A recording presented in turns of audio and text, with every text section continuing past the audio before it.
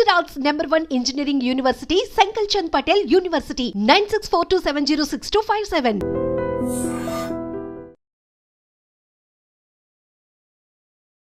Self goal వేసుకుంటున్నాడో తెలీదు, American ఎకానమీకి సెల్ఫ్ డిస్ట్రక్టివ్గా తయారయ్యాడో తెలియదు, కానీ మొత్తానికి the whole world is talking about only one single person. ఆ విషయంలో అయితే మాత్రం సక్సెస్ అయ్యాడని చెప్పొచ్చు ట్రంప్.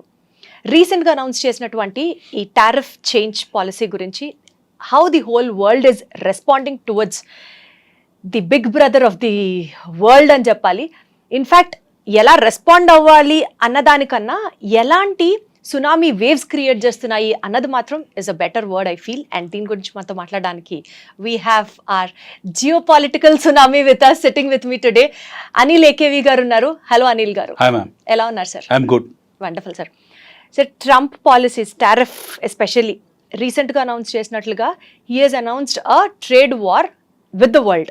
ఈ నేపథ్యంలో యుఎస్కి చైనాకి మధ్యలో గట్టిగా ఆ వార్ని కనుక ఫీల్ అయితే ఇండైరెక్ట్గా ఇండియాకి సంబంధించి ఇండియన్ ఎక్స్పోర్ట్స్ కానీ లేకపోతే ఇండియాతో ఉన్న ట్రేడ్ని ఇండైరెక్ట్గా ఆ క్యాస్కేడింగ్ ఎఫెక్ట్ లాగా ఎలా రిఫ్లెక్ట్ అవుతుంది is what I wanted to start with. India will not get impacted.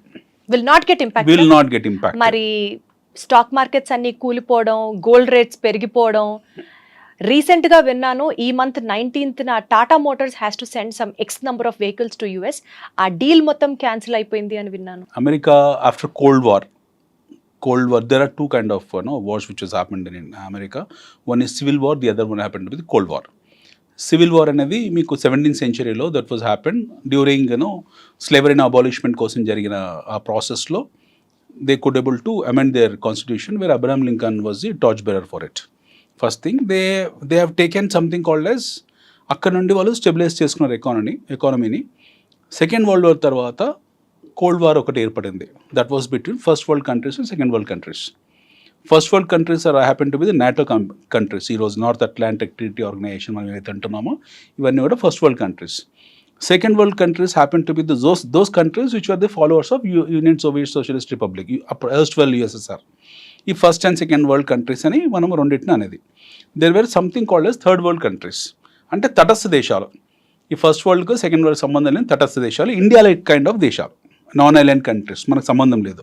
No let us keep India aside. Now let us go back to America. Now America has involved into plenty of activities. Nixon time tarvata America involved into plenty of activities involving putting their hands and fingers in geopolitical situations across the globe. అప్పటి వరకు America first అనే నినాదం వాళ్ళకు ఉంది, మొదటి నుంచి ఉంది. America first అనే నినాదం అవుతుందో హ్యారీ ట్రూమాన్ టైంలో అది కంటిన్యూ చేసుకుంటూ వెళ్ళి they established as a strong nation. They could able to destroy United Soviet Socialist republic. వాళ్ళ కబంధ హస్తాలతోనే యుఎస్ఆర్ని 17 ముక్కలు చేశారు. అందులోంచి పుట్టిందే ఉజ్బెకిస్తాన్, ఇవన్నీ కూడా. ఉజ్బెకిస్తాన్ అంటున్నా, తుర్క్మెనిస్తాన్, ఆర్మేనియా, అజర్బైజాన్, ఉక్రెయిన్, ఇవన్నీ కూడా. సో ఈ చిన్న దేశాలన్నీ 17 ముక్కలుగా విడిపోయింది. Now America could able to become the only first world country followed by is heard దేశాలు అవుతున్నాయి, యూరోపియన్ దేశాలు. ఇదొక సెట్ ఆఫ్ థింగ్. దాని తర్వాత ఏమైపోయిందంటే America started controlling the world with the dollar. They started controlling world with the dollar without manufacturing anything. American domestic consumption స్టోరీలో వాళ్ళ ఉత్పత్తి వర్సెస్ కన్జంప్షన్ అనేది చాలా డెఫిషియట్లో ఉంటుంది. They have their production but their consumption is higher than their production. Then they started depending on the world. మిగతా ప్రపంచాల మీద డిపెండ్ కావడం మొదలుపెట్టారు. China has taken the advantage of becoming an export nation, looking at America as a market. China అమెరికాను ఒక market లాగా చూడడం మొదలుపెట్టేసి they started working only targeting America.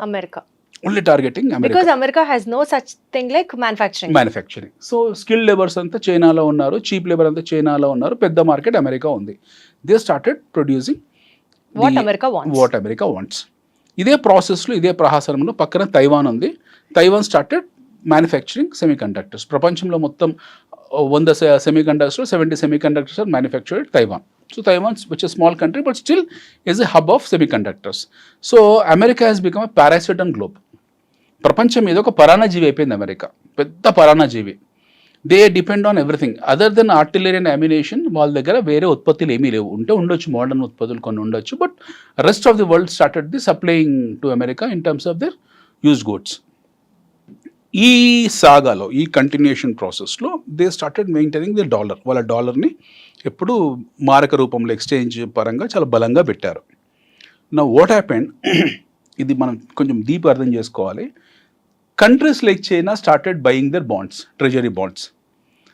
Excess మనీని అమెరికా నుంచి వచ్చే రావాల్సిన మనీ అవుతుందో డబ్బు రూపంగా కాకుండా బాండ్స్ రూపంలో చైనా కొనడం మొదలుపెట్టింది. ఎందుకంటే చైనా వాళ్ళ డొమెస్టిక్ కన్జంప్షన్ వాళ్ళకు సఫిషియెంట్గా వాళ్ళు రిలయంట్ అయిపోయారు, సెల్ఫ్ సఫిషియెంట్ అయిపోయారు. వాళ్ళు ఎప్పుడైతే సెల్ఫ్ సఫిషియెంట్ అయిపోయారో they wanted to become another second world country replacing USSR. First world country as we discuss which is America, second world country happen to be USSR.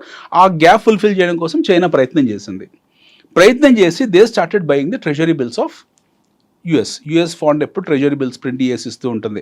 వాళ్ళు డబ్బుల రూపంగా కాకుండా treasury bills రూపంగా ఇస్తూ ఉంటారు. ఆ ట్రెజరీ బిల్స్ అన్నింటినీ పైలప్ చేసుకుంటూ చైనా వెళ్ళిపోయి they started no what you call challenging America in terms of their economy. Next spade ఎకానమీలో వాళ్ళు ఛాలెంజ్ చేయడం మొదలుపెట్టారు. ఇదే టైంలో somewhere in 1990 end of 1990s తర్వాత ఆర్ స్టార్టింగ్ ఆఫ్ 2000లో ఈ క్రూడ్ ఎక్స్కవేషన్ ఏతుందో it got almost doubled in Gulf. Crude requirement ప్రపంచవ్యాప్తంగా విపరీతంగా ఏర్పడింది. ఆటోమొబైల్ విప్లవం వచ్చింది, కొత్త మోడల్స్ వెహికల్ రావడము. World has no got in to next league of economic rally. So ప్రపంచవ్యాప్తంగా స్టాక్ మార్కెట్స్ కూడా పరిగెత్తాయి. At the same time consumptions పెరిగాయి, ఆటోమొబైల్ ఇండస్ట్రీ రిక్వైర్మెంట్ పెరిగింది, క్రూడ్ ఆయిల్ రిక్వైర్మెంట్ పెరిగింది. నా Gulf started excavating more crude. విపరీతంగా Gulf క్రూడ్ని excavate చేసింది. వచ్చిన డబ్బులన్నీ తీసుకెళ్ళి అమెరికాలో పెట్టారు. Gulf nations especially Saudi Arabia, మీకున్న యూఏ, యునైటెడ్ అరబ్ ఎమిరేట్స్, ఇలాంటి మస్కట్ ఇలాంటి దేశాలందరూ కూడా వీళ్ళందరూ డబ్బులు తీసుకెళ్ళి they started dumping in US, started buying the bonds, treasury bonds. So America also started taking huge money from Gulf nations. That has leaded to subprime crisis in 2008. That has led to subprime crisis in 2008. Now America wanted to come out of that crisis. ఆ subprime crisis నుంచి America బయటికి రావడానికి ప్రయత్నం చేసింది. అది ప్రపంచ ఆర్థిక మాంద్యానికి దారితీసింది. అంటే ఈ ట్రెజరీ బాండ్స్ పైలప్ అమెరికా కూడా చేసుకుంది కదా, మరి క్రైసిస్ ఎందుకు వచ్చింది అని అంటే వీళ్ళు ఇచ్చిన విచ్చలవి డబ్బులు ఏవైతున్నాయో, ఇక్కడ నుంచి గల్ఫ్ నుంచి వెళ్ళిన డబ్బులు ఏవైతున్నాయో అమెరికాకు వెళ్ళిన తర్వాత అమెరికా అది ఏం చేసుకోవాలో వాళ్ళకి తెలియదు. ఎందుకంటే వాళ్ళకి మళ్ళీ వడ్డీలు ఇవ్వాలి, వడ్డీ రూపంగా పావుల వడ్డీ, రూపాయి వడ్డీ, ₹2 వడ్డీ ఇవ్వాలి. అమెరికా దాన్ని అక్కడనే అమెరికన్ బ్యాంక్స్ అలా పెట్టుకున్నారు అనుకోండి. They had some mortgage companies by name Freddie Mac, Fannie Mae, Lehman Brothers, ఇలాంటివి కొన్ని వాళ్ళకు మార్టిగేజ్ సంస్థలు ఉన్నాయి. ఈ డబ్బులని వాళ్ళ దగ్గరికి వెళ్ళిన తర్వాత వాళ్ళు బేస్ రేట్స్ని వదిలేసి, సపోజ్ నేను ₹10 వడ్డీ తీసుకున్నాను, మీకు ₹11 ఇస్తే మీకు తీసుకుని రెడీగా లేరు. ₹10 వడ్డీకి ఇవ్వలేదు, నేను ₹8 వడ్డీకే ఇచ్చా. So that I can liquidate my cash pile up. ఈ క్యాష్ పైలప్ లిక్విడేట్ చేయడం కోసము నేను తీసుకున్న దానికన్నా కూడా తక్కువ రేట్కి ఇచ్చా. జనాలకి ఏమైపోయింది, విచ్చలవిడిగా యుఎస్లో హౌసింగ్ సెక్టర్ భూమిలోకి వెళ్ళిపోయింది. మోర్ దెన్ రిక్వైర్డ్, ఏ పే స్లిప్ అవసరం లేదు, ఏ కొలెటరల్ అవసరం లేకుండా, ఒక పే స్లిప్ ఉన్నా లేకపోయినా, మీకు ఐటీఆర్ ఉన్నా లేకపోయినా, they started giving the loans to people left right centre. జనాల అవసరం ఉన్నా లేకున్నా విపరీతంగా they taken loans from mortgage companies. Now they started bunking. ఒక స్టేజ్ తర్వాత వాళ్ళు మాకు అవసరం లేదనుకున్నారు, ఇంత అవసరం లేదని చెప్పేసి మేము మార్టిగేజ్ మా పేరు మీద ఉన్నది మీరు వాపస్ తీసుకోండి అన్నారు. Now that leaded to a crisis called a subprime crisis. 2008లో వచ్చింది. Obama was the president of America. That has leaded to global economic crisis. దాని విషస్ సైకిల్ మనం మళ్ళీ డిస్కస్ చేద్దాం. But that has leaded to global economic recession and America was the first victim of that. వచ్చిన డబ్బులన్నీ అక్కడ వెళ్ళడము, ఆ డబ్బులు పైలప్ కావడము, వాళ్ళు సప్రైమ్ కింద వాటికి లోన్స్ ఇవ్వడము, జనాలు దాన్ని ఎగ్గొట్టడము. ఎప్పుడైతే వీళ్ళు వెళ్ళి అప్పులు ఇచ్చిన వాళ్ళు ఎప్పుడైతే వెళ్ళి మాది రిడమ్షన్ అడిగారో, then under hands up. So first victim happen to be Freddie Mac, Fannie Mae, అక్కడ మార్టిగేజ్ కంపెనీస్. అండ్ ప్రపంచంలో అత్యంత పురాతన mortgage company by name Lehman Brothers have become bankrupt. Right. In the history of America, first established mortgage company, such a big company, has become bankrupt. That has impacted Citibank, that has impacted Hong Kong Shanghai Bank, that has impacted every nook and corner of the world other than India. ఒక భారతదేశం తప్పిస్తే 2008లో ఏది కూడా escape కాలేదు. Entire world got collapsed in 2008. 2008 global recession, economic recession ఉందో ప్రపంచం మొత్తాన్ని అతలాకుతలం చేసి షేక్ చేసి పడేసింది. బట్ ఇండియన్ కామన్ మ్యాన్కు అది ఏం జరిగిందో కూడా తెలియదు. Indian man knows that there is something called yes global economic recession. IT employees తెలిసి తప్పిస్తే మిగతా నాన్ ఐటీ ఎంప్లాయీస్ తెలియదు. అక్కడి నుంచి వచ్చేసిన ఐటీ ఎంప్లాయీస్ కి వాళ్ళకి మాత్రం తెలిసి తప్పిస్తే మిగతా కామన్ ఇండియన్ తెలియదు. Now I want to relate to the current regime, American regime and current క్రైసిస్ని దాంతోనే రిలేట్ చేయబోతున్నాను. Now that was happened in the US. అందులోంచి బయటికి రావడానికి ఆల్మోస్ట్ $1 trillion మళ్ళీ బాండ్స్ ఫ్రెష్ ప్రింట్ చేశారు, కరెన్సీ ప్రింట్ చేశారు. ఎవరు ప్రింట్ చేశారు? ఒబామా గవర్నమెంట్ ప్రింట్ చేసింది. Almost $600 billion at one tranche, $400 billion at second tranche. ఈ డబుల్ ప్రింట్ చేశారు. Most of the money which has been given as a bailout to the American companies, that bailout has not gone to the oil bonds. అది వాళ్ళ వరకే ఉంచేసుకున్నారు చాలా మటుకు. అదే మన ఇండియాలో అంటే పెద్ద స్కామ్ అని గొడవ నానా రచ్చ చేసి ఉండేవాళ్ళం. But in US most of the money is been return by the big corporates which has not been shelled out to the victims. విక్టిమైజేషన్కు కాంపన్సేషన్ జరగలేదు, వాళ్ళ వరకు పెట్టేసుకున్నారు. That was the first disaster which was happened in the US in terms of economic activity. First disaster 2008లో. అందులోంచి బయటికి రావడానికి వాళ్ళు మళ్ళీ అడిషనల్ బాండ్స్ ప్రింటింగ్ చేశారు, మళ్ళీ అడిషనల్ ట్రెజరీ బాండ్స్ ప్రింట్ చేశారు. సో మోర్ ఆర్లెస్ ఇలా ప్రింట్ చేసుకుంటూ వెళ్ళినప్పుడు వాళ్ళ తాలూకు డాలర్ని ఆ డాలర్ డామినేషన్ పెంచడం కోసం ఆ డాలర్ వీళ్ళు ఎన్ని చేయాలని చేసుకుంటూ వెళ్ళారు. డాలర్ హెడ్జ్ అని, కరెన్సీ హెడ్జ్ అని, ఇవన్నీ అలాగ ఉంచారు. Then suddenly what happened 1 fine day, all entire US decided that they wanted to form as a second world nation by name EU. European union లాగా ఫామ్ అవుదామని చెప్పేసి అందరి దేశాలకు యూరోపియన్ యూనియన్ ఫామ్ అయ్యి ఒక కామన్ కరెన్సీ పెట్టుకుందాము, మన మారక ద్రవ్యం, మన కామన్ ఎక్స్చేంజ్ డినామినేటర్ కింద మనం ఒక EU కరెన్సీ తయారు చేసుకుందామని చెప్పేసి వాళ్ళందరూ కూడా they prepared and they formed as a EU. దాని somehow America could able to break it into pieces. Grexit అని గ్రీక్ బయటకు వచ్చేసింది, బ్రెగ్జిట్ అని బ్రిటన్ బయటికి వెళ్ళిపోయింది, ఇలా కొన్ని జరిగాయి. So that EU got broken into pieces, bits and pieces కింద మారిపోయింది. Again America could able to create the domination, could able to retain the domination. Now what happened in the US dollar domination అలా పెంచుకుంది. But China started exporting left, right, center to US and they started buying the American treasury bonds. ఒక barring India, most of the developed economies who are in supply chain mechanism to US in terms of their production have taken the bonds instead of currency. So our treasury bond redemption load ఒకటి US మీద ఉంది ఇప్పుడు. They have the treasury bond redemption load that could happen from Gulf, that could happen from China, that might happen from Europe. ఎవరి నుంచైనా ఆ ఒత్తిడి రావచ్చు. At the same time 1950s, I'm giving the background of the current issue. 1950s 1960లో మీకు after second world war తర్వాత 1945లో second world war end అయిపోయింది. With in span of 5-6 years ఇక్కడ Germany రెండు ముక్కలు అయిపోయింది. ఆ టైంలో east Germany, west Germany. East Germany was under the control of USSR, the west Germany was under the control of capitalistic nations. China, Japan which was a victim of pearl harbour again could able to regain it's glory. ఈ రెండు దేశాలు in terms of the technology went very aggressively. మీకు ఇక్కడ మర్సిడైల్, డైలమీర్ ఇలాంటి companies జర్మనీలో అగ్రెసివ్గా వెళ్ళడము, స్క్లంబర్జర్ లాంటి కంపెనీస్ అగ్రెసివ్ వెళ్ళడము, వీళ్ళు ఎస్టాబ్లిష్ కావడము వాళ్ళ ఎకానమీని బూస్టప్ చేస్తుంది. They had pileup of some 3,300 tons of gold ఎవరి దగ్గర? జర్మనీలో. Germany has a threat from Russia, from USSR. ఎప్పుడైనా వీళ్ళు మా మీద దాడి చేయొచ్చు, ఎందుకంటే Russia has a track record of grabbing of the treasures. Especially పిట్స్బర్గ్లో సడన్గా మాయమైన గోల్డ్ ట్రెజర్స్ కూడా ఉన్నాయి. పెద్ద రైలు వెళ్తుంటుంది హిట్లర్ది, రాత్రి మాయమైపోతుంది ఆ ట్రైన్. సో ఇలాంటి treasure hunting history, notorious history వాళ్ళకి స్టాలిన్కి ఉంది. సో ఆ భయం వల్ల ఏం చేశారంటే during the regime of Brezhnev, Stalin, this people got scared, Germans. Now they have decided to not mortgage, they wanted to put in a special custodian or with a special custody so that that particular treasure is safe. 1,200 టన్నులు తీసుకెళ్ళి 1960 కాలంలో యూఎస్లో పెట్టేశారు. 1,200 tons of gold has been deposited US ట్రెజరీలో పెట్టారు. దాన్ని fed treasury అంటాం దాన్ని. ఆ ట్రెజరీలో ఎప్పుడైతే వీళ్ళ గోల్డ్ ఉందో, ఇలాంటి గోల్డ్ పైలప్స్ చాలా ఉన్నాయి యూఎస్లో. నౌ ఆ గోల్డ్, ఎందుకంటే most of the currency is been printed on the deposits of the gold. So ఆ ధైర్యం మీద మళ్ళీ వాళ్ళు విచ్చలవిడిగా ట్రెజరీ బాండ్స్ ప్రింట్ చేసుకుంటూ వెళ్ళారు, అది కొలాటరల్ కింద. At the same time currency కూడా ప్రింట్ చేశారు. నౌ ఇది ఒక incident, this was happen. At the same time Japan started what you call producing automobile left right centre, and the greatest market happen to be the US.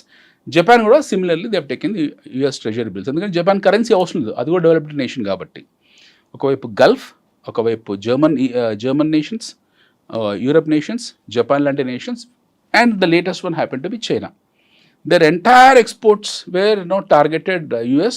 US is a target landscape, and they started producing their products on target based and taking redemption in terms of dollars, in terms of treasury bills. Now what happened is, ఇది continue అయిన తర్వాత one fine day వీళ్ళ cost of manufacturing పెరిగింది. Now I'm coming to the అసలీ point, original పాయింట్కి వస్తున్నాను.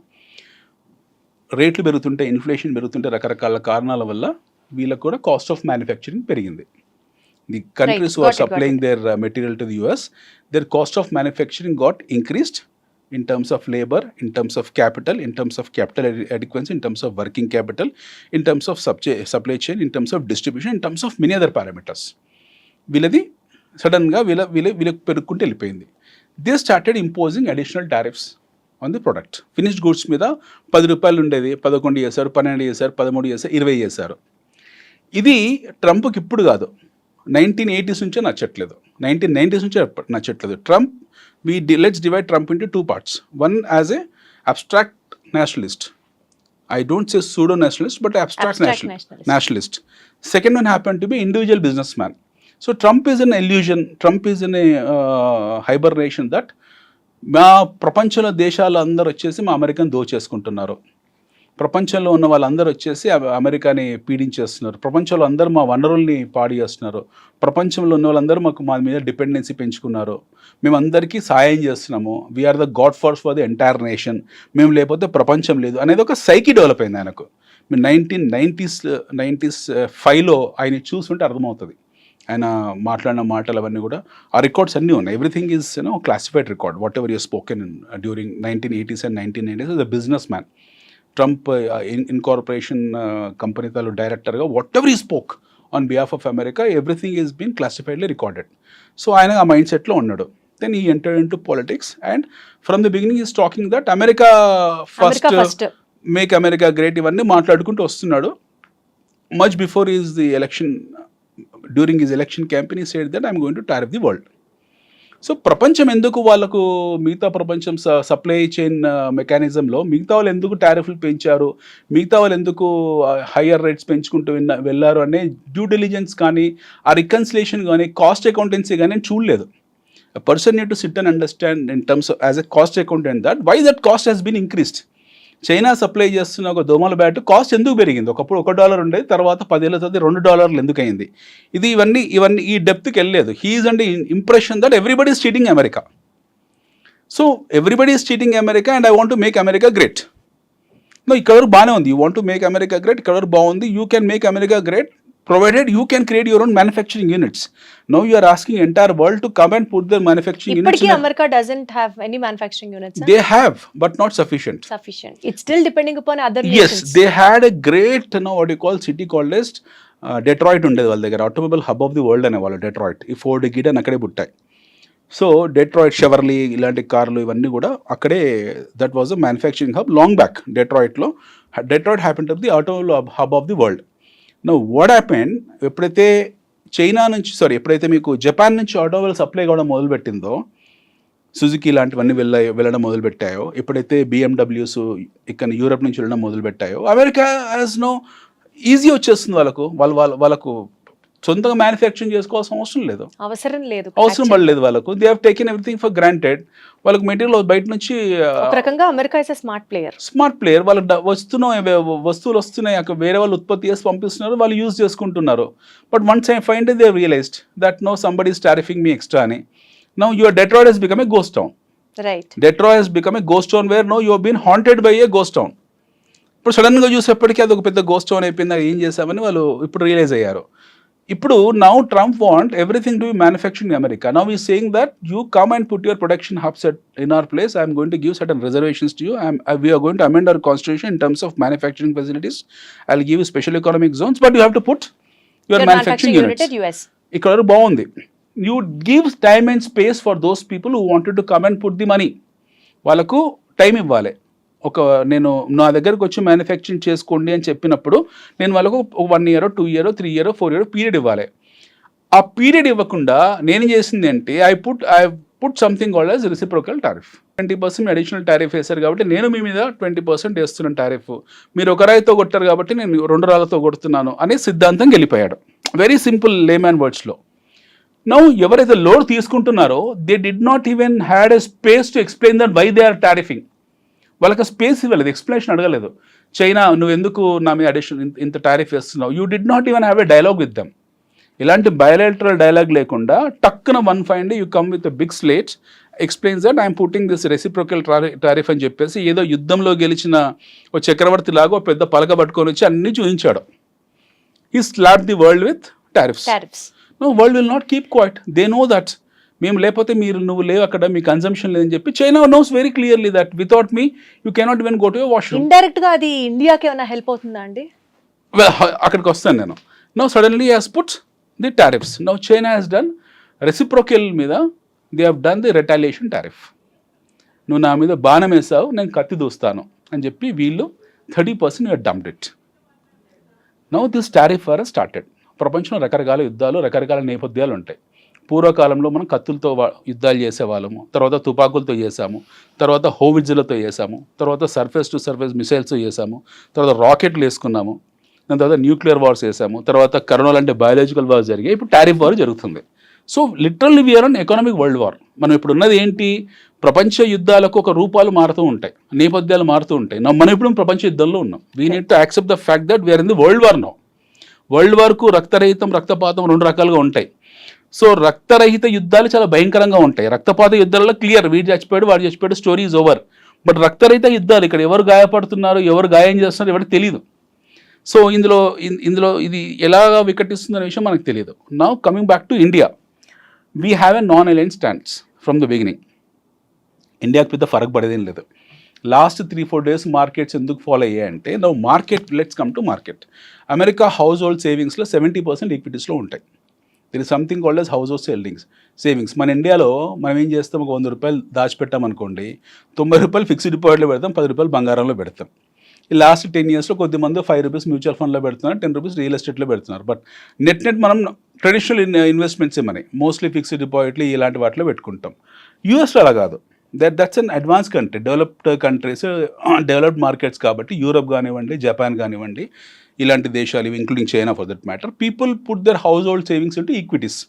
75% their savings gets into household savings gets into equities. వాళ్ళందరూ ఈక్విటీస్లో సేవ్ చేసుకుంటారు. సడన్గా ఎప్పుడైతే రిటాలియేటరీ టారిఫ్స్ అంటే రెసిప్రోకేటరీ టారిఫ్స్ పెట్టిన రోజే మార్కెట్ బ్లీడ్ అయిపోయింది, బ్లడ్ బాత్ అయిపోయింది. రిటాలియేటరీ టారిఫ్ ఎప్పుడైతే చైనా విధించిందో, ఆంక్షలు విధించిందో, అదే రోజు 3 రకాల పరిణామాలు జరిగాయి. పరిణామం 1, Germany said that we are not finding America as a safe.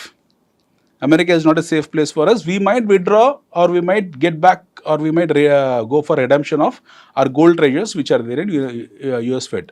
ఒకటి ఇలా అనేసారు. రెండోది, యూరప్ మొత్తం కూడా they started finding the space to find a new leader. That might be Russia. పుతిన్తో ఎక్కడ దగ్గర అయిపోయి వాళ్ళు పుతిన్ ఒక లీడర్గా ఎన్నుకుంటారో అనేది ఒకటి జరిగింది. మూడోది, తటస్థంగా ఉన్న థర్డ్ వరల్డ్ కంట్రీస్ ఏవైతే ఉన్నాయో వాళ్ళు కూడా రిటాలియేట్ చేయొచ్చేమో వీళ్ళలాగా అని చెప్పి భయాలు. సో ఫ్రైడే రోజు జరిగింది బ్లడ్ బాత్, మండే రోజు బ్లాక్ మండే అవుతుందో ఇది మజిల్ బాత్. అంటే everything has been broken into bits and pieces. Now how it has been broken into bits and pieces అంటే, America loss almost 10 to 11 trillion US dollar market capitalization. ఒక రకంగా America కూడా అది నష్టమే. ఒక రకంగా కాదు, ఫస్ట్ విక్టిమ్ అమెరికానే. అది బ్యాక్ ఫైర్ అయింది వాళ్ళకే.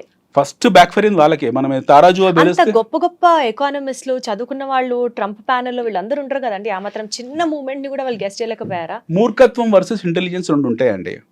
Every intellectual cannot be a what you call sane person, or every మూర్ఖుడు cannot be a intellectual person. ఈ కాంబినేషన్ చాలా ఇంపార్టెంట్.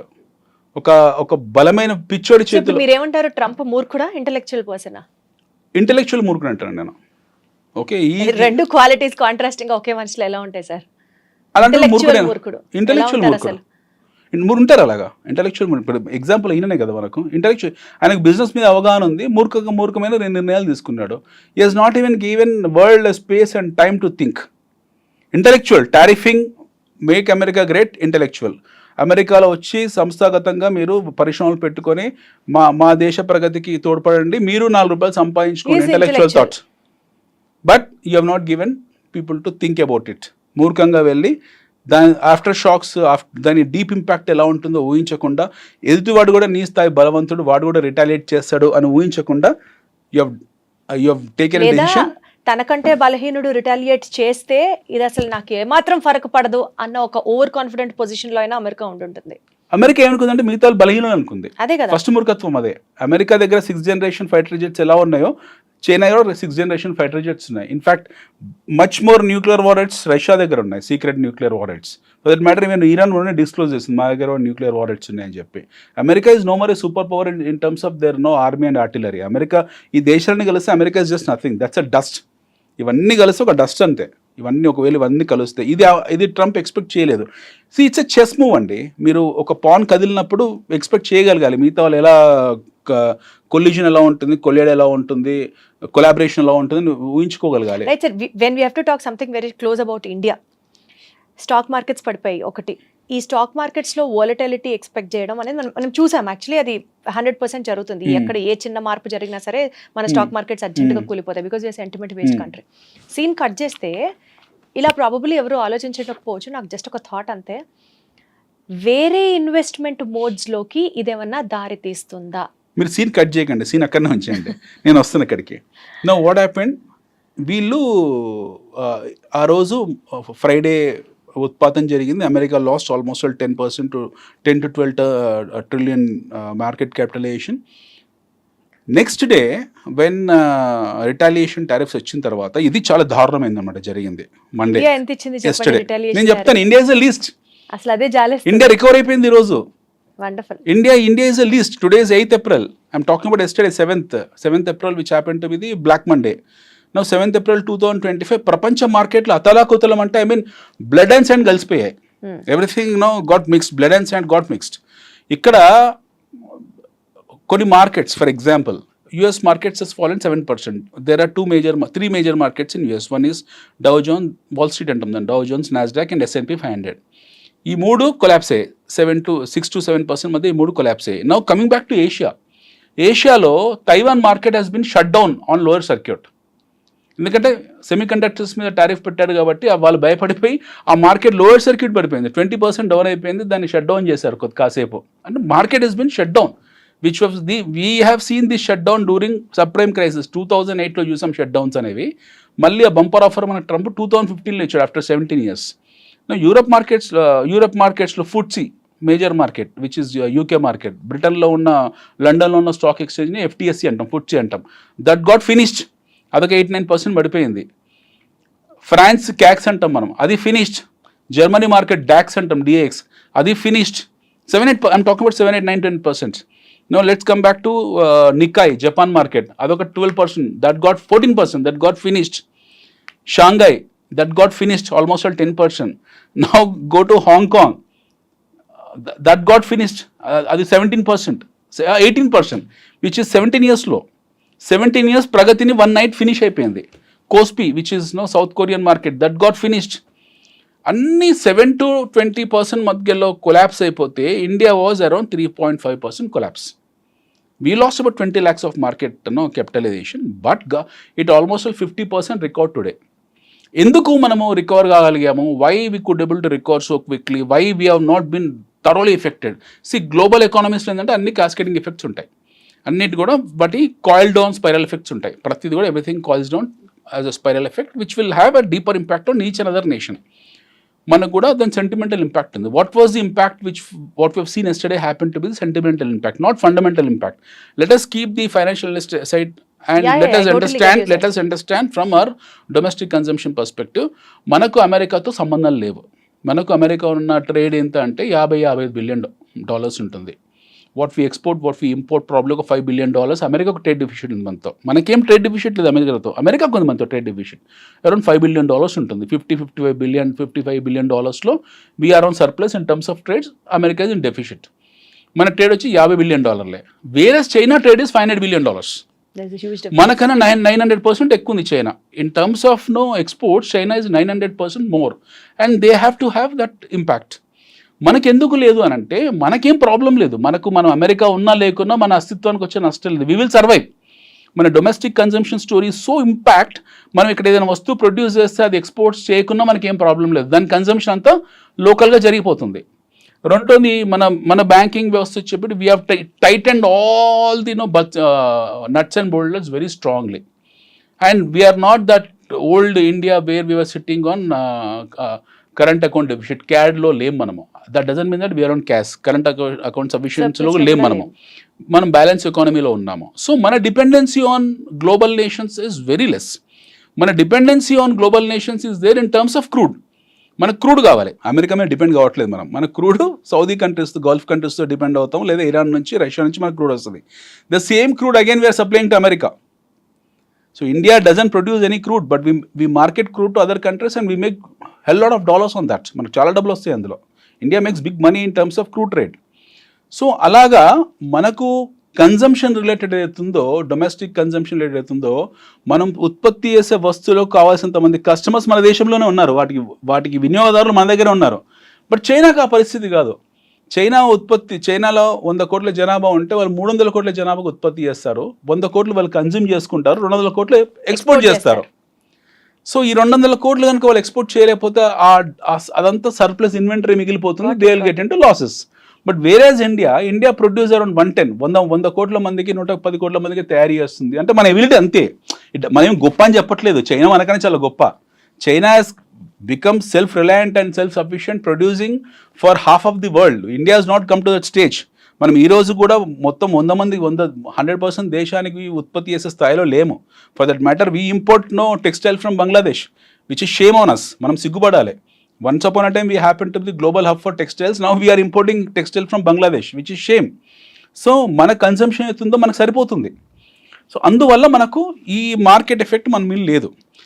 కమింగ్ బ్యాక్ టు మీ fundamental question, how investor will look into this. Now this is the time people need to buy Indian market. ఇప్పుడే కదా కొనాల్సింది. ఇలాంటి fall మాటికి రాదు opportunity. నిన్న మార్కెట్ ఫాల్లో పిక్ అండ్ చూస్ చేసుకున్నారో గుడ్ కంపెనీస్ని, that will not come. This opportunity will not come. మళ్ళీ ఈరోజు రికవర్ అయిపోయాయి కదా. ఈరోజు మీకు ఎన్బిఎఫ్సి సెక్టర్ అవుతుందో, non banking financial companies, banking, defence sector, all the sectors record huge today. And tomorrow happen to B RBI review meet. రేపు పొద్దున మన ఆర్బీఐ కనుక 25 basis points కనుక కట్ చేశారనుకోండి, పావులో కట్ చేశారనుకోండి, మన మార్టిగేజ్ కంపెనీస్ ర్యాలీ కొడతాయి, బ్యాంక్స్ ర్యాలీ కొడతాయి మళ్ళీ. సో క్రెడిట్ డ్రివెన్ కంపెనీస్ ఏవైతే ఉంటాయో, this will rally again. So nothing to worry about India. We have to worry about America. We have to అంటే పీపుల్ మనలాంటి మనకి ఎవరైతే బంధువులు, స్నేహితులు ఎవరైతే ఉంటారో వాళ్ళు వరీ కావాల్సిన అవసరం ఉంది. ఎందుకంటే America has now got into deep trouble. Now how they are going to cut their cost అనేది తెలియదు. Even for that matter America, Trump has gone so eccentric in taking certain decisions. Harvard University for example, Harvard University itself is a autonomous body. వాళ్ళకి $50 billion economy ఉంది, which is almost bigger than any of the nation. మన చాలా చిన్న దేశాల కన్నా పెద్ద economy Harvard university. వాళ్ళకి ప్రతి సంవత్సరం ఇవ్వాల్సిన $8 billion, $9 billion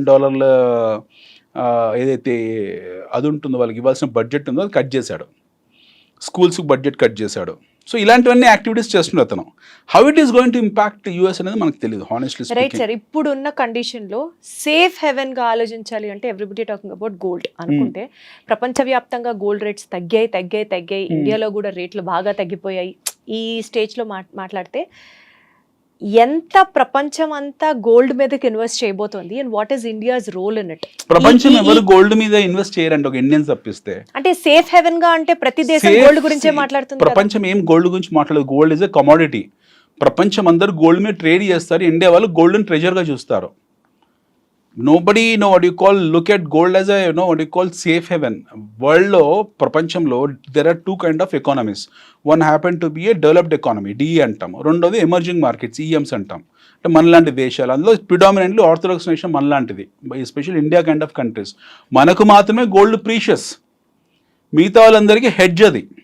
for example America ఉంది, most of the gold in America happen to be gold in which is in ETF. దేశానికి గోల్డ్ రిజర్వ్స్ చూపించి మా దగ్గర ఇంత గోల్డ్ ఉంది, ఇంత గోల్డ్ అది ఎకానమీ, అది కంట్రీ చేస్తుంది. I'm talking about individuals. లేదు, నేను యాజ్ అ కంట్రీ గురించి మాట్లాడుతున్నాను. మన దగ్గర కావాల్సిన రిజర్వ్స్ ఉన్నాయి, మనకేం ప్రాబ్లం లేదు. We have ample reserves with us. We have huge అంటే ఇప్పుడు బంగారం రేటు పడిపోయి ప్రతి ఒక్కళ్ళు గోల్డ్ మీద తీసుకోవాలి అని అనుకున్నా సరే భారతదేశంలో అంత సప్లై ఉంది అని బంగారం ఎంత పడింది? సచ్ గా ఇట్ ఇస్ ఓన్లీ 3% తగ్గిందండి ఇవాళ రోజుకి. బట్ ఓవరాల్ గా రాబోయే ఫ్యూచర్ లో ఏదో చెప్తున్నా కదా సార్, 40% తగ్గిపోతుంది. ₹1,00,000 ఉండే ధర కాస్త 50,000కి వచ్చేస్తుంది. అలా ఏం జరగదు, అట్లా ఏం జరగదు, అలా ఎప్పుడు జరగదు. గోల్డ్ నో, గోల్డ్ మీరు ఎప్పుడు లాస్ట్ అంటే కొంచెం అత్యాస కొద్దీ అడుగుతున్నాను. ఒకవేళ అలా జరిగినా భారతదేశం దగ్గర కావాల్సినంత బంగారం నిల్వలైతే ఉన్నాయా అన్నది నా ప్రశ్న. మన దగ్గర పిచ్చి గోల్డ్, అన్ఆడిటెడ్ గోల్డ్ ఇంకా ఉంది మన దగ్గర. Gold no, there are two kind of golds. One audit gold, the other one happen to be unaudit gold. So మన దగ్గర అన్ఆడిట్ గోల్డ్ ఎంత ఉందని సంగతి ఎవరికి తెలియదు. ప్రపంచంలో biggest happen to be India in terms of gold. Unaudit gold మన గుళ్ళల్లో, టెంపుల్లోనే కొన్ని వేల టన్నులు ఉన్నాయి. I'm talking about Germany having 1,200 tons of gold which is been deposit in America. అలాంటి మన దగ్గర టెంపుల్స్లో ఉంటాయి. So we should not worry about gold reserves. మన దగ్గర కావాల్సిన గోల్డ్ రిజర్వ్స్ ఉన్నాయి. So there was situation where India is mortgage gold in London bank. ఒక టైంలో మన దగ్గర చాలా దారుణంగా ఒక పూట తినలేని పరిస్థితిలో మన దగ్గర ఉన్న బంగారం నిల్వలు తీసుకెళ్ళి లండన్లో బ్యాంకులో పెట్టి మనం అప్పులు తెచ్చుకున్నాం. ఇప్పుడు ఆ పరిస్థితులు లేము, మనం అప్పులు ఇచ్చే పరిస్థితిలో వచ్చాం. మాల్దీవ్ వచ్చి మన దగ్గర మనం $500 million తీసుకుని వెళ్ళాడు. ప్రపంచంలో అందరూ రియలైన్ అవ్వండి, మ్యానుఫ్యాక్చరర్స్ అందరూ అమెరికా వచ్చి అక్కడ బిజినెస్లు స్టార్ట్ చేయండి, మీ మ్యానుఫ్యాక్చరింగ్ యూనిట్లు పెట్టండి అంటున్న ఈ ట్రంప్ ప్రొటెక్షనిస్టిక్ స్ట్రాటజీ ఏదైతే ఉందో, ఇండియా బిగ్గర్ మ్యానుఫ్యాక్చరింగ్ యూనిట్ గా ఇవాల్వ్ అవ్వడానికి ఇది ఒక అడ్డుకట్టు లాగా చూడొచ్చా మనం? బికాస్ మనకి అమెరికాతో ఎప్పుడు పోటీ లేదు, బట్ ఇప్పటికీ అమెరికాలో మ్యానుఫ్యాక్చరింగ్ యూనిట్స్ లేవు కదా, చాలా వరకు పోల్చుకుంటే ఇండియా కాదు, అమెరికాలో ఎప్పటికీ మ్యానుఫ్యాక్చరింగ్ యూనిట్స్. అంటే ఇప్పుడు ట్రంప్ పిలువగానే ఎవరు వెళ్ళరండి. ఆయన ట్రంప్ ఉండేది ఇంకా 3 సంవత్సరాలే. ఆల్రెడీ ఇప్పుడు ఆయన వచ్చే 4 సంవత్సరాల టర్మ్ లో 6 నెలలు అయిపోయింది. 6 నెలల్లో వాళ్ళ దేశాన్ని, ఇండియా అయితే ఎదుగుతోంది అని మనం మాట్లాడుకుంటూనే ఉంటాం కదా, ఎమర్జింగ్ ఎకానమీ ఇంకో 30 ఏళ్ళు మాట్లాడుకుంటాం మనం. అలాగే that is safety. No way US is competitive to India. No way competition to India, at least in terms of becoming a manufacturing hub. మనం already manufacturing hub. That's what ఇండియాకి అందుకనే ఈ స్టేట్ లో ట్రంప్ పిలిచిన వెంటనే మేబీ అందరూ రియలైన్ అయిపోయి అక్కడికి వెళ్ళి మ్యానుఫ్యాక్చరింగ్ యూనిట్ స్టార్ట్ చేస్తే. I wish dollar should hit 100, 120. I wish personally to dollar to hit 100, 120. Where when dollar will hit 100 to 120, you will have lot of flood of money coming to India. Right. Flood of money coming to India. Probably dollar hit అందరూ అనుకుంటారు, dollar hit కాగానే ఇక్కడి నుంచి foreign investments అందరు వెళ్ళిపోతారు బయటగా అనుకుంటారు. That is the other way round. అలా జరగదు. When dollar hits, ఎలా చెప్తారు జరగదని? జరగడానికి ఆస్కారం 100% ఉంది కదా. డాలర్ రేటు పెరిగితే ఇండియాకి వచ్చే ఇన్వెస్ట్ చేస్తారు అన్నది one side of the story what you are talking about. But when dollar is becoming stronger day by day, maybe the whole world is looking at America, why not we to get into that అని ఎందుకు అనుకోరు? See, there are dollar denomination. ఇండియాకు ఒక rate ఉంటుంది, చైనాకు rate ఉంటుంది, పాకిస్తాన్కో rate ఉంటుంది, గల్ఫ్కో రేట్ ఉంటుంది, యూరప్కో రేట్ ఉంటుంది.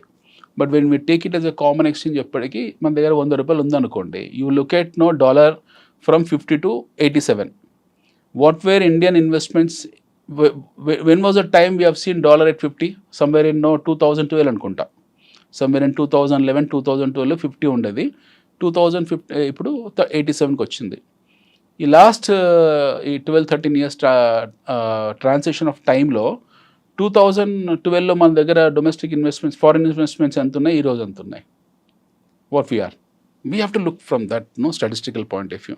$50 ఉన్నప్పుడు మన దగ్గర ఎంత ఇన్వెస్ట్మెంట్స్ ఉన్నాయి, ఈ రోజు. బేసికల్గా మీతో జరుగుతున్న కాన్వర్సేషన్లో నాకు అర్థమవుతున్న పాయింట్ ఏంటంటే, ట్రంప్ టారిఫ్ డెసిషన్ కానీ, ట్రంప్ తీసుకున్నటువంటి పాలసీ డెసిషన్స్ కానీ, no way it is at least affecting India. We will not get affected. ఇప్పుడు యాక్చువల్లీ మనం ఎందుకు తటస్థం? Why we have not retaliated and దానికి రెండు. ఇప్పుడు why we have even Japan kind of best ally to US started murmuring saying that we are going to retaliate.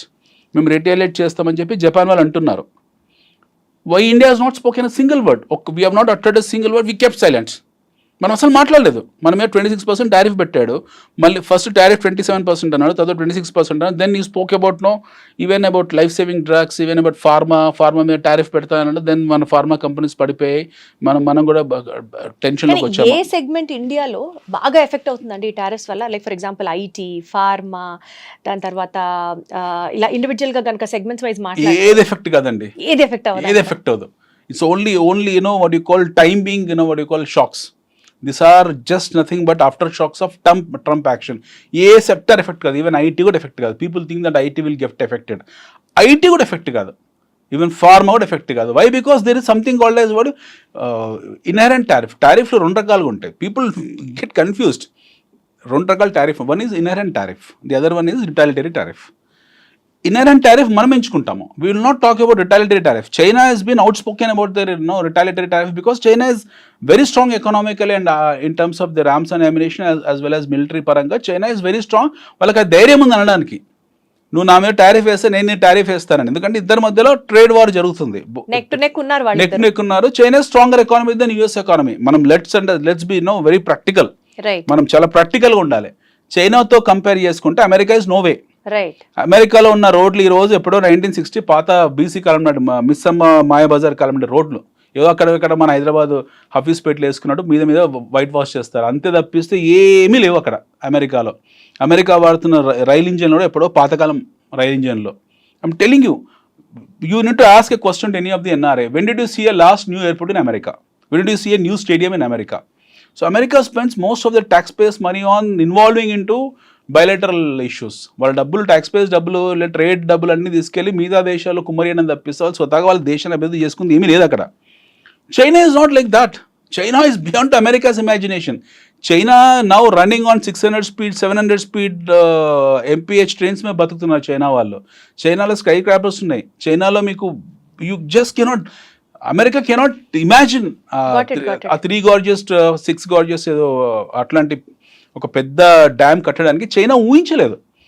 China కట్టిన ఒక dam. బేసికల్ గా ట్రంప్ అనౌన్స్ చేసిన టారిఫ్ కి కాదు ఇండియా భయపడాల్సింది, చైనా ఏ రకంగా రిటాలియేట్ చేయబోతోందో will be the next threat to the whole world, not only to India. China and India has become a good allies these days. At least last 4-5 months లో మనం disengagement, మన army ఆ రకంగా కూడా at least we should be safe. yes, మనం army, China ఏం చేసిందంటే, China is a very smart country. వాడికి ఎప్పుడైతే థ్రెట్ వస్తుందో, ఎవరైనా ఫర్ దట్ మ్యాటర్ బయలేటరల్ ఇష్యూస్లో ఏమవుతుందంటే, జియో పాలిటిక్స్లో they become close to the next neighbour. మనకు ఇప్పుడు సమస్య వచ్చింది, మనం ఏం చేస్తాం, ఫస్ట్ మన ఇంటి పక్కన కూడా తలిపే తడతాం మనం. అలాగే చైనా సమస్య రాగానే చైనా ఏం చేస్తారు, మన దగ్గర చైనాకు మనకు బార్డర్లో ఇష్యూ ఉంది, చికెన్ నెక్లో. ఆ విషయానికి వస్తే చైనాకు ప్రపంచంలో అందరితో ఇష్యూస్ ఉన్నాయి. సో మన దగ్గర ఇష్యూ రాగానే వాళ్ళు ఆర్మీని డిసెంగేజ్ చేశారు. They have withdrawn their army. Most of their army has been withdrawn. వాళ్ళ దగ్గర 6th generation ఫైటర్ జెట్స్ కూడా తీసేశారు, బేస్ తీసేశారు అక్కడ నుండి. We also disengaged. సో మన మధ్యలో ఇప్పుడు కొంచెం రిలేషన్షిప్ పాజిటివ్గా ఉంది. సో ప్రస్తుతానికి మన మధ్యలో థ్రెట్ లేదు. చైనాకి ఇండియాకి as of now there is no threat. చైనాకి ఇండియాకు మన ట్రేడ్ వార్ కూడా మనకి ఏమీ లేదు. We are quite comfortable in terms of our trade.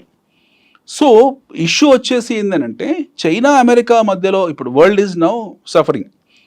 America target was purely China, it was not other countries. ఆ లిస్ట్లో వాడు 188 దేశాలు యాడ్ చేసుకున్నాడు. Most funniest thing is China sanction even Russia, China sanction even Iran. This countries don't even supply sand. వీళ్ళు కనీసం ఇసుక కూడా వాళ్ళకి సప్లై చేయరు, అంటే ఎక్స్పోర్ట్ లేదు, ఎందుకంటే వాళ్ళ మీద శాంక్షన్స్ ఉన్నాయి.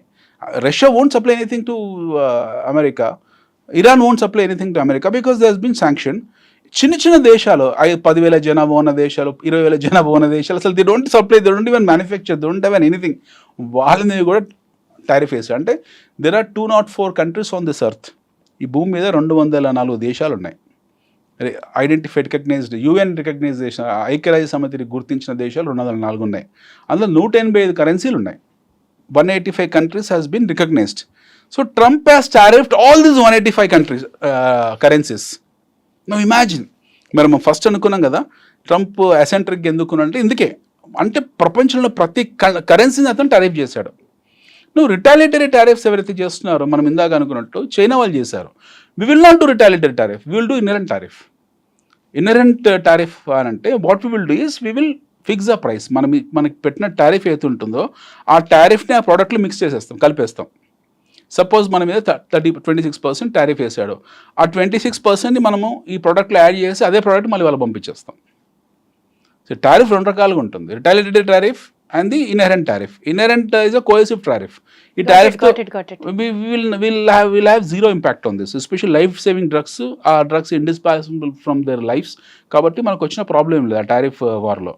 సో వాళ్ళు యాక్సెప్ట్ చేస్తారు. ఇంకోటి మనకి ఏంటంటే ఈ నవంబర్ డిసెంబర్లో we have some bilateral meetings. We have some commerce meetings with America in terms of lot of other activities. మనకి స్పెషల్ వాళ్ళతో కొన్ని ట్రేడ్ యాక్టివిటీస్ ఉన్నాయి. మనం లాస్ట్ టైం మన పిఎం వెళ్ళినప్పుడు మాట్లాడుకొని వచ్చారు ఆయన. సో అందువల్ల మన దగ్గర రాలేదు. And at the same time US is now looking India as a most important ally for them. So వాళ్ళు మళ్ళీ కౌంటర్ బ్యాలెన్స్ చేసుకోవాలి చైనా నుంచి అని అంటే mostly they might call support India in terms of more manufacturing. So let's be positive about it. We have to be positive, and that's how Apple has come. China నుంచి Apple 100% shift of technology ఎందుకు జరుగుతుంది అంటే అందుకే జరుగుతుంది. Why France is giving 100% transfer of technology for the Rafale అంటే అందుకే జరుగుతుంది. So India has been identified and looked at as the most important nation on this globe. And we are know what you call, మనము people make funny Vishwaguru అన్నప్పుడు మనం lot of people made memes on honourable PM, but exactly we are Vishwaguru for on certain reasons, on certain parameters, on certain things. We are definitely, what you call, involved into so many things. ఈ Russia Ukraine విషయంలో కూడా మనం మధ్యవర్తిత్వం వహించమన్నారు. Such a big battle which is happening in central Europe. మనల్ని అడిగారు, they asked us, why don't you come and interfere in our war అని చెప్పి. But still we have taken a non-aligned stance and we kept away. ఇక్కడ మన ఇద్దరికి స్నేహ సౌరభాలు ఉన్నాయి. So that way మనకు వచ్చిన నష్టం ఏం లేదు. We should not worry. At least interview ద్వారా నాకు ఒక పాయింట్ ఉన్నాయి. అల్లకల్లోలం అయిపోతుంది, మనుషుల్ని ఆర్టిఫిషియల్ ఇంటెలిజెన్స్ రీప్లేస్ చేసేస్తుంది. America is going to crash the whole world. It's going to emerge out as the indispensable power. ఈ మాటలన్నీ వింటుంటే భయం వేస్తుంది, కానీ మీతో మాట్లాడిన తర్వాత ఇప్పుడైతే కొంచెం కాన్ఫిడెన్స్ వచ్చింది. లైక్ ఇండియా ఎలాంటి నష్టం లేదు. మీరు తక్షణం చేయాల్సిన ఒక డిమాట్ అకౌంట్ ఓపెన్ చేసుకోండి. ఇలాంటి క్రాష్ ఓపెన్ అయినప్పుడల్లా ఇండియన్ స్టాక్స్ కొనుక్కుంటూ వెళ్ళండి. Now your point, Indian stocks you have to buy Indian companies. మన డొమెస్టిక్ కన్సంప్షన్ స్టోరీస్లో ఎన్నో కంపెనీస్ ఉన్నాయి, వండర్ఫుల్ కంపెనీస్ ఉన్నాయి which has got very strong balance sheets. Right, ఇలాంటి మంచి కంపెనీస్ కొనుక్కోండి. And no, whenever you have to enter into the Indian stock market. Yes. Whenever America is suffering, whenever there is a cascading impact on Indian markets, whenever Indian markets fall, it is a golden opportunity. And golden opportunity coming and knocking your door to go and buy it. Right. Immediately కొనుక్కోవాలి. So what happened yesterday? People who bought made about 4-5% today. మనం gold 3% fall గురించి మాట్లాడే క్యూలు కడతారు. అబ్బా gold 300 300% 3% పడింది కదా అని చెప్పేసి ఈరోజు అందరూ గోల్డ్ షాప్లో క్యూ కట్టుంటారు. But yesterday people who would have bought made 7%, 8%, 10%. And imagine this is a time, and this is a time, and we will see what we have seen the other day happen to be the, I don't say it is crash, it was a correction and it was a knee jerk reaction. మనం చూసింది knee jerk reaction. ఆ knee jerk రియాక్షన్లో ప్రపంచం అంతా 20%, 15%, 10% పడ్డప్పుడు knee-jerk reaction 3% ఉంది. This 3% will not go 5-6%. అది జరిగింటే ఈరోజు జరగాలి. సో ఇలాంటి ఆపర్చునిటీస్ మాటికి రాదు. వీఆర్ వెరీ స్టేబుల్ ఎకానమీ, మనం భయపడాల్సిన అవసరం లేదు. And more or less no what you call, కొత్తగా స్టాక్ మార్కెట్లోకి పెట్టాలి అనుకునే వాళ్ళకి మీరు ఇది రైట్ టైం అని అంటున్నారు. ఆల్రెడీ పెట్టి క్రాష్ అయిపోయిన వాళ్ళకి నాట్ టు గెట్ డిస్హార్టెండ్ అని ఏమైనా చెప్తారా? హ్యాపీగా ఇంకా డంప్ చేయండి, డబ్బులు ఇంకా డంప్ చేయమంటారా? డంప్ చేసేయండి. If you are what you call a serious long term investor, if you wanted to buy more stock, you tomorrow morning, రేపు పొద్దున్న లేవగానే tomorrow all your losses will be recompensated. మీరు and additional గా డబ్బులు dump చేసుకుంటూ వెళ్ళండి. Next 1-2 years మీరు accumulate చేస్తూనే ఉండండి. You accumulate as much as possible. There are huge travel we have to do. అసలు మన ప్రయాణం మొదలైంది నిన్న మననే కదండి. 33-34 years ప్రయాణం మనది. అమెరికన్ మార్కెట్స్ క్రాష్ అవ్వడానికి రీజన్ ఉంది because that is a 300 years economy, 3 centuries economy. అది మన 3 decades ఎకానమీ. మన ప్రయాణం మొదలైంది 1991 తర్వాత. Our journey has started in 1991 after new economic reforms. Got it, sir. Absolutely. Fine. We are just 30-34 years old. మనము స్వాతంత్రం 8 years అని చూడొద్దు. మన స్వాతంత్రం స్టార్ట్ అయింది 1991 తర్వాత. 34 years old. మన ప్రయాణం జస్ట్ 34 ఏళ్ళు మాత్రమే. So long way to go. Very long way to go. Very long way to go. Wonderful, sir. So ఈ టైంలో ట్రంప్ టారిఫ్ ని మనల్ని ఎలా ఎఫెక్ట్ చేస్తుంది అని భయపడకుండా స్టార్ట్ ఇన్వెస్టింగ్, అనిల్ గారు చెప్పినట్లుగా into stock markets and make profits out of it. Thank you so much, Anil garu. Wonderful talking to you. Thank you.